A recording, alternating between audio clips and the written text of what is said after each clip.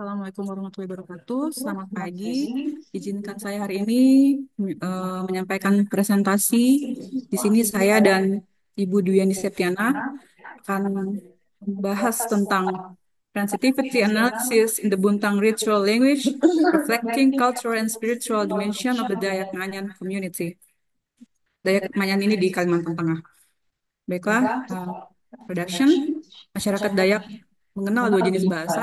Bahasa yang digunakan adalah bahasa sehari-hari dan bahasa yang digunakan dalam ritual tradisional.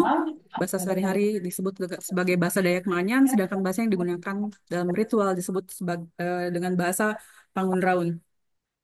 Untuk karakteristik bahasa ritual yang digunakan dapat dilihat dari bentuk-bentuk yang menggunakan kata-kata yang berpasangan atau kelompok kata yang memiliki kata yang memiliki makna yang sama. Fox 2014 menyatakan bahwa bentuk bahasa berpasangan ini tidak hanya merupakan bentuk komunikasi yang unik, tapi juga dapat menjadi sarana pewarisan pengetahuan budaya dalam suatu komunitas.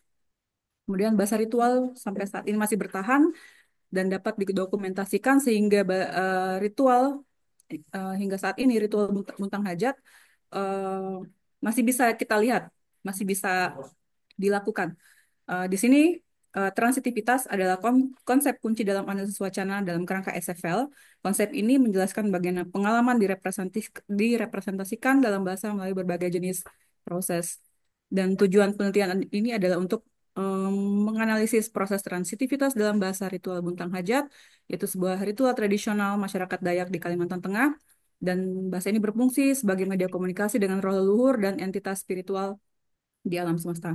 Dan fokusnya untuk mengidentifikasi jenis-jenis transitivitas yang digunakan, serta bagaimana struktur ini mencerminkan nilai budaya dan kepercayaan masyarakat Dayak Manyan.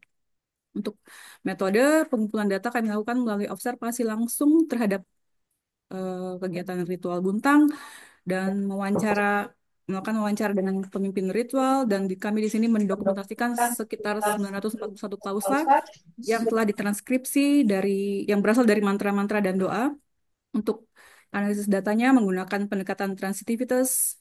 Kemudian dari transitivitas itu kami mengidentifikasi 6 proses transitivity dan analisis kuantitatif diterapkan untuk mengeksplorasi distribusi dan fungsi 6 dari proses tersebut dalam wacana ritual Buntang. For finding and discussion, di sini terdapat 6 proses yang kami temukan, yaitu material berupa tindakan dan aktivitas fisik. Di sini ada contohnya, ngait gagang bintang, isili kumar, aduh, tidak seperti Dayak ini ngomongnya, isilak kumar, langit sue, hooking the star, hooking the star stalk, revealing the 9 layers of the sky. Di sini juga ada proses ikuhe rapat rakun walu, isilak kumar, langit biring, yang artinya rek the cloud tightly, revealing the blue sky. Juga ada proses behavioral berupa respon fisik dan emosional. Ada kata ngele dan nungkui. Kemudian relational di sini mendeskripsikan keadaan dan atribut. Di sini kami temukan proses tunuk, ure, dan walang. Kemudian proses verbal berupa komunikasi dan tindakan ujaran. Terdapat kata mua dan mua. Kemudian untuk mental yang berupa pemikiran, persepsi, dan emosi, kami temukan kata nantau dan kata tanang. Kemudian untuk existentialnya, yaitu menyatakan keberadaan atau kehadiran, ada kata jari dan naan. Kemudian untuk dominant process, function, and cultural spiritual implication, untuk material sendiri, jumlahnya 59,5%. Jadi dalam bahasa ritual, proses material sangat dominan karena mencerminkan pentingnya tindakan fisik dalam berkomunikasi dengan roh leluhur.